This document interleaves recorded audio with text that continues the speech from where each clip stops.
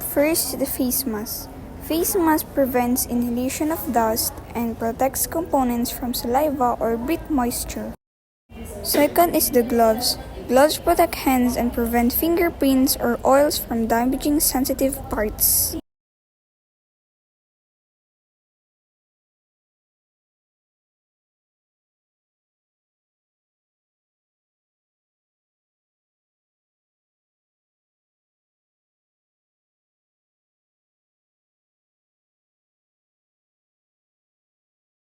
Is the lint-free cloth, used to clean components without leaving fibers or static.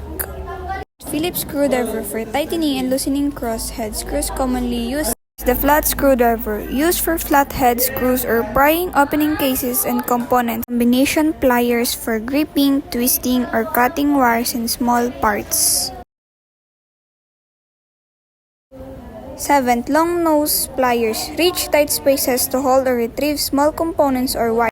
8th, wire cutter, cuts cable or wires cleanly when installing or removing parts. 9 is the brush, remove dust from internal parts and hard to reach areas.